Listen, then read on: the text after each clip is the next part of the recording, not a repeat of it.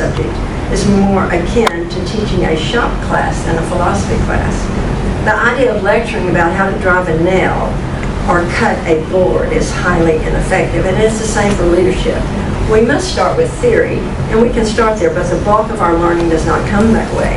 Instructors must be willing to be vulnerable to effectively instill in their students how to lead. Now, the details and procedures for teaching any meaningful, lasting concept in a memorable and student-involved way are difficult to attain. The pedagogy of teaching an intangible quality or a character trait, such as leadership, is challenging. Theories and concepts must be related to real-life ministry through critical thinking and through tangible experiences that are provided by using various methods. Both of our presenters today use similar methods in teaching leadership theory to encourage critical thinking and provide applications of the previously studied material. Indeed, theories of leadership are easy and plentiful to come by. It was the easiest course ever to choose text. There were so many of them, so many good ones. But the details for how to actually teach these theories in meaningful ways are a little more difficult. Once a theory is taught, then application must be given in real-life scenarios. Finding a way to actually apply theory in class will make what is theoretical, will make it real for the students. There are a few more effective pedagogies that stand out from others. Both of us, Lisa and I, will both provide examples of these pedagogies today. The goal of our presentation today is to help educators move their students from a cursory examination of the popular topic of leadership to a deeper knowledge and understanding of ministerial leadership through close examination, through discovery, and through experience.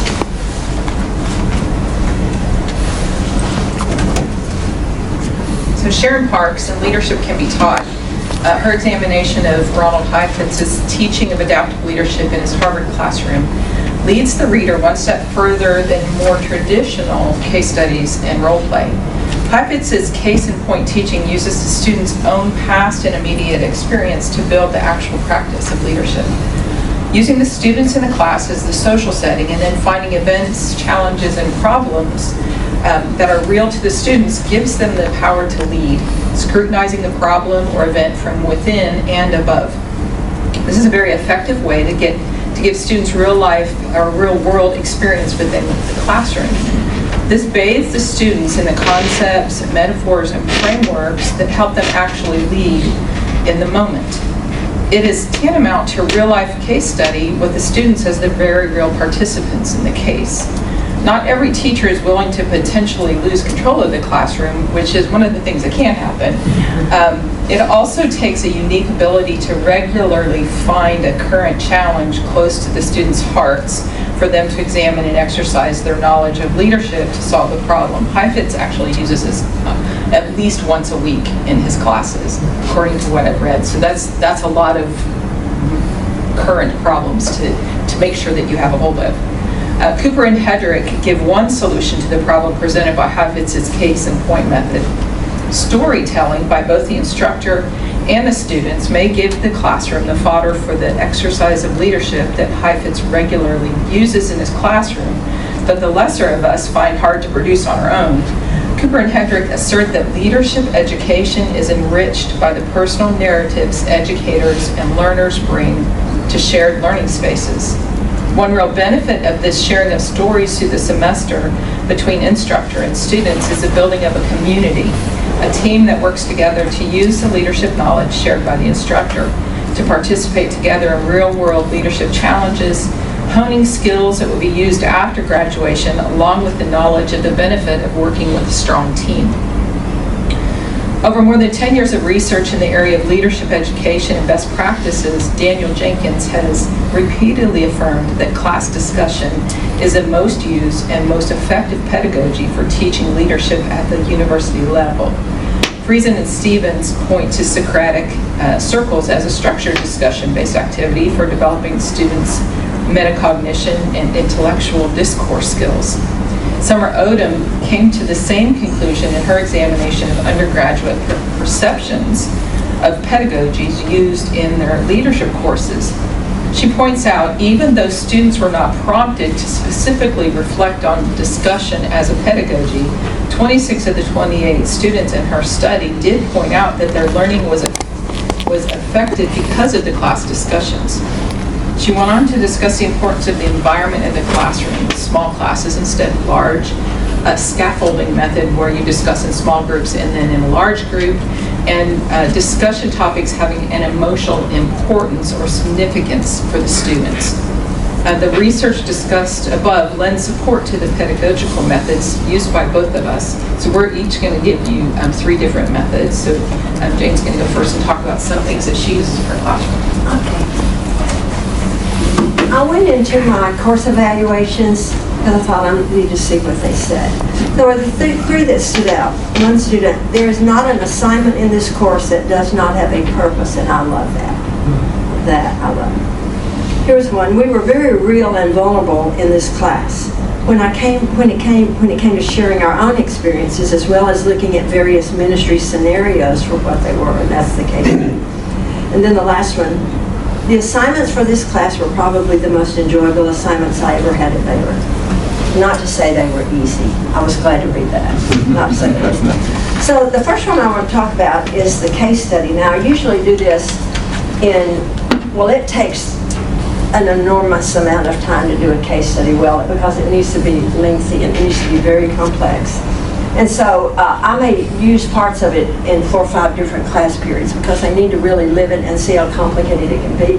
So normally I would do this on the board, if you will pass those back, and do it in little segments. So I want you to see this first segment of a case study that I would introduce. And this is, I got permission from the family involved to use this, not to ever distribute it. So I'll take those back, not that it matters a whole lot. But case studies assist the professor in the realization that this is key, students do not need us for information. They can get information. They need us for context. So we can provide all kinds of information, but we've got to provide context. So the first thing I would do is they would get in their small groups and they would read from the screen. They would read this first little part. Very simple concept, nothing complicated here, unless you've worked in a church and you know how complicated the little things can get. And again, we would go over this in a period of time.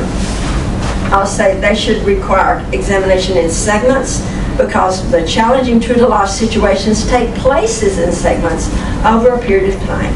These presentations lead students to consider what might happen next.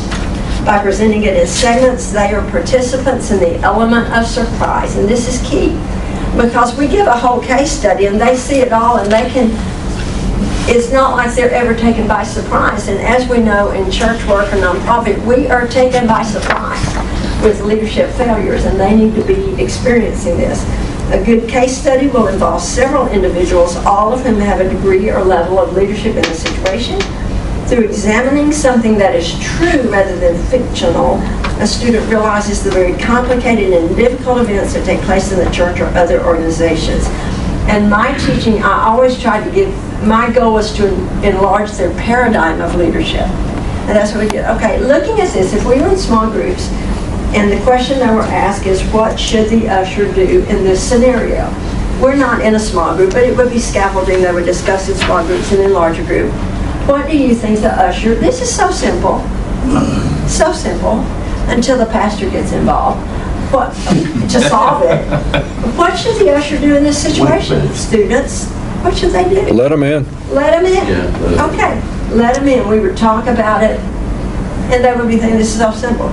Then the next thing I would give them is a strip of paper that said the usher led the family into the back of the overflow area to get them out of the cold. How do you assess this situation? Talk. Yeah, okay.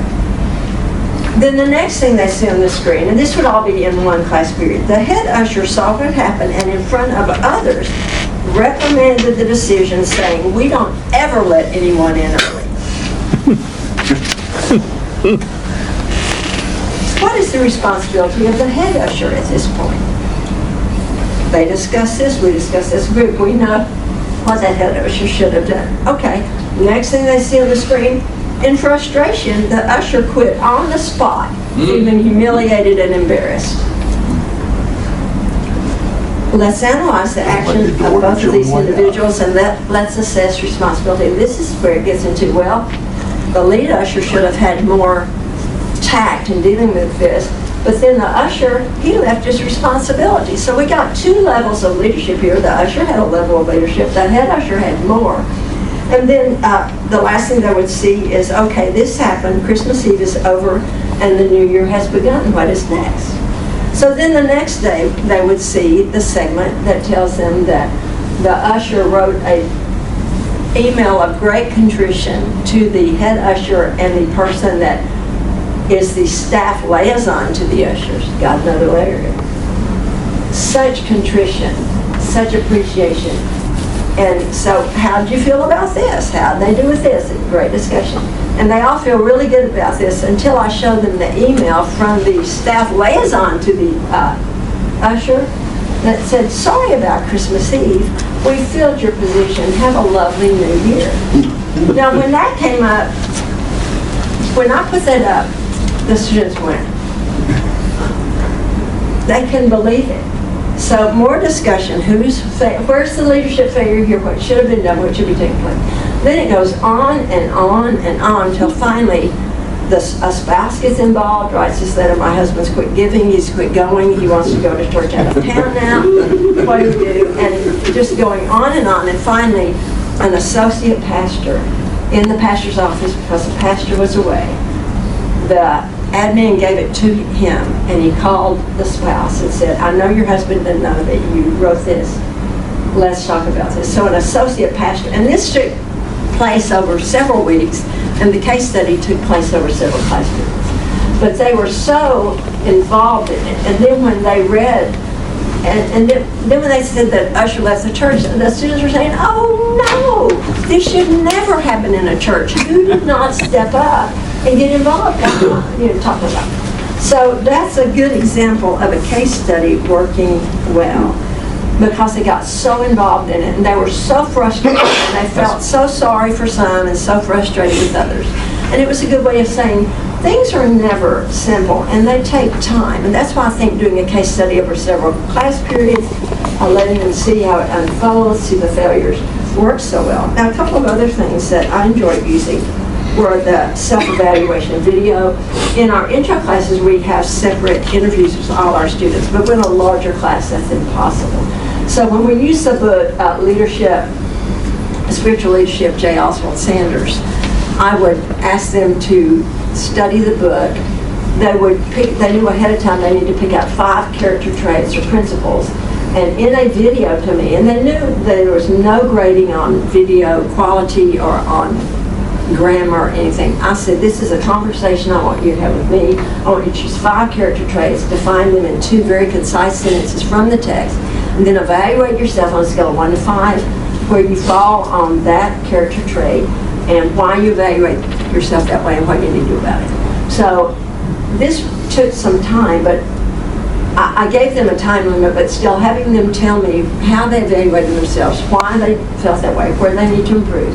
And they would just say, no, Professor Wilson, I mean, it's just like they were talking to me. And it was a way to get to know them very well that I could do outside of office hours or, not have to worry about that. And then the third thing that I did that I really enjoyed was, which one did I put? Oh, the critical analysis. And I chose the Bill Hybels' Middle Creek. And of course, none of them knew anything about it, which was good. But I gave them 2 articles I found that I thought were a good synopsis of the crisis. And this is where they had to write a paper, but they had questions of where was the leadership failure. We were studying a book, The Art of Leading Change by Mike Bonham. So they were already studying on how to lead change. So they had to answer questions about what would you do, what are the greatest needs in the crisis, what you would do if you were leading the church through the crisis, how you would respond to both your supporters and your critics, and how you would lead the church forward. So they knew nothing about the situation, which was helpful because, and I told them, I said, don't read any other articles, it's going to be more difficult. All your citations on your paper have to come from these 2, and you'll only make it harder if you go deeper into the story. So, and they had a lot of discussion on that because it was so complex and had so many layers of leadership that they were able to go through there. So anything I could do on several other assignments to get them to think critically and practically, that was my goal. That was my time. Do I have any more time? I don't. No. You tell me. Well, I do. I have 1 more minute. So one other thing, my favorite text was the Paradox of Great Leadership. And that was one of our students went home for the summer, and her dad saw the book, and he said, "What's that?" And she said, "That's my leadership book." And he said, "I want to read it." And he read it, and he owned a small company, and he bought like 50 books and had his whole company read the book. And in that book, I had them take the principles, and I said, pretend you are a MinCon or Welcome Week leader, and you are giving an address to your best advice for an incoming freshman on how to be a leader in the college years. So they loved that because most of them were seniors. And they just had to take the information and make it practical as to what they might do. Thank you. So, my leadership class is senior level class also. I'm just giving you a few of the strategies that we use. These are not unique to me. 6 thinking hat strategies. Some of you may have heard of this before by Edward de Bono. It's an old book from the 80s, I think. I have the students select a problem they see on campus. So it's where they see, it's always something I would never have thought of. Like, we don't have enough parking spots close to the education buildings. We have to park all the way out. If any of you have been on our campus, you know that it's tiny. There's no reason why they need to park right by the buildings. But so this was the problem the last time they did it that they wanted to solve. With no instruction from me except for using this strategy, they had to come up with a solution. So with De Bono, there are 6 different hats. Each is a different perspective. The white hat person or team, depending on the size of your class, is objective and focuses on facts and logic only. The red hat person or team is intuitive and focuses on emotion and instinct. The black hat person or team is cautious and predicts all the negative outcomes. So nobody else can say negative things. The yellow hat person or team is optimistic and encourages positive outcomes. So they're constantly encouraging everybody. The green hat person or team is creative with numerous ideas and little criticism. And then the blue hat person or team is the control hat. It's used for management and organization. The blue hat is the one that's going to say, no, you are the black hat. You can't say positive things. You can only talk about negative. Or you're yellow. You can't say negative things. They examine the issue from different angles, and it keeps going back and forth between the different hats, the different groups, and they until they come up with a solution. But the point is to help them understand all the different ways to look at a problem in order to come up with a solution. Now with a smaller hat, or a bigger class, what I do is they come up with the idea, and then I say, okay, now I want green hat, everybody come up with green hat stuff, and we'll write green hat stuff on the board. And if somebody tries to say a negative thing, I'm like, nope, we're not on black hat yet. Let's do white hat, let's do blue hat, and we'll go through it. But the De Bono talks about going back and forth, not just going directly through them. You go through and then you might go back to the green hat to look at some stuff, or you might go back to the black hat in order to see if you've missed something that is negative. And it teaches them how to go through the strategy. But the thing that keeps them interested, and they argue, and they get really passionate, and they stand up, and it's wonderful, is the problem is something they care about on campus. The food is bad in the calf. The parking is not good. It could be anything. The security gives too many tickets. It could be anything. So all those things that keep them really interested in the idea. Second thing that we do in Christian Servant Leadership is we use one of the textbooks is by Don Howell. It's called Servants of the Servant, and it has Old Testament and New Testament characters that are each have one chapter. And it goes through like the leadership of David, and that chapter is a little longer, and it goes through the scriptures and talk about different leadership decisions he made, good and bad. So they've already read that chapter. They're supposed to have read that chapter before they come to class, and then it's kind of similar to telling stories. We're using what the author has used to tell the stories of David or Jesus, or Jesus has 3 chapters, everyone else has 1. Peter, Paul, all of them. So we start off with what we call QQEs. It's a question, a quote, and an epiphany.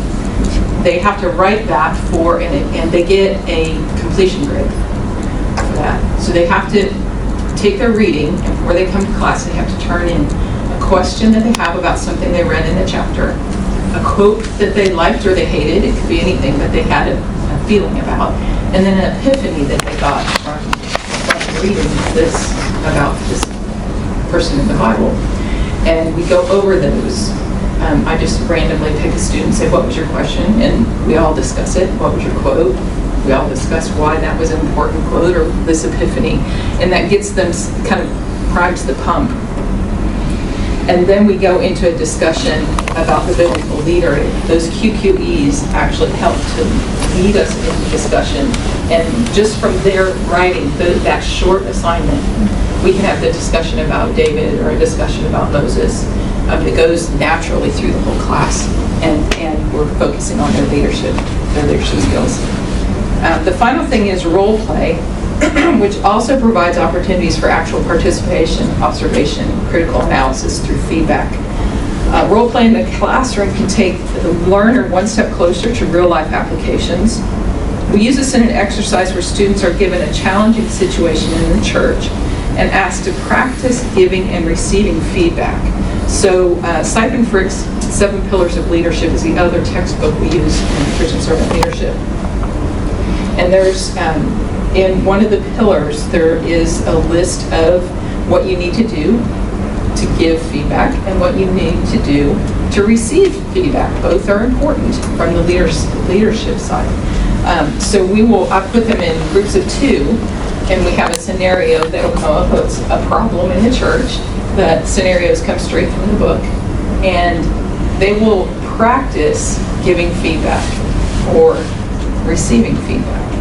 And then if we put them in groups of 3, which I like to do better if the class is big enough, we'll have an observer that will comment on each of the other persons, and we'll rotate back and forth. So each of them gets to whether receiving feedback, giving feedback, or being the observer, helping to understand. So they're looking at the ways that they're doing this. Feedback is, it sounds like an easy thing to do, but for a college student, it's really difficult. They are notorious for not wanting to say anything bad to anybody about anything, or to call anybody out. They think it's the wrong thing to do. And by having them practice this in the classroom, it kind of helps them as they are volunteering at their church. Most of our ETB students staff sometimes freely most of the churches in our area, so it gives them that opportunity. So the different models discussed above are just a few of the ways that educators can engage students in the practice of leadership, allowing students to internalize not just the lectures, but the actual practice of leadership. Both of us hope that the ideas presented today will encourage others to seek unique ways to not only teach about leadership, specifically ministerial leadership, but practice leadership in the classroom as we all train the next generation of leaders for the future. Okay, I want to add one thing here. This whole idea transfers to any ministerial competency that is intangible. I've said so many times to CERT committees, this person may make some rookie mistakes, but they have great ministerial instincts. They have great competencies. And that's kind of what we're dealing with. And that's another reason on the whole video thing. Video submissions are clumsy. They have to know how to do them. They're awkward. But when I have a student that will send me a 10-minute video, or really not that long, and they're examining themselves, they love to talk about themselves, and they're telling me where their strengths and weaknesses are. I did some of this in intro when we were using the Enneagram, and I have done it in my youth ministry class when we started with Doug Field's book, Your First 2 Years. And I had them go through the commitments he asked them to make, and it was the same principle. Go through, define them in 2 concise sentences, and then tell me what would be hard about you making that commitment as a youth minister, what would be not easy, but how does this fit into who you are and your skill set. And when they sit down and they are really talking to me, and this can't be an AI kind of thing, because they're talking. Yeah, they're talking, and they're not reading from a script. They usually have their book statements marked, but they're talking to me, and just like an intro when we have an interview, I learn more about my students, and that it's always the first thing they do for me from that interview. And I've used it in 3 different subjects to have, and it's clumsy. I'm telling you, and if you lose your track, you have to retrace and hear it again.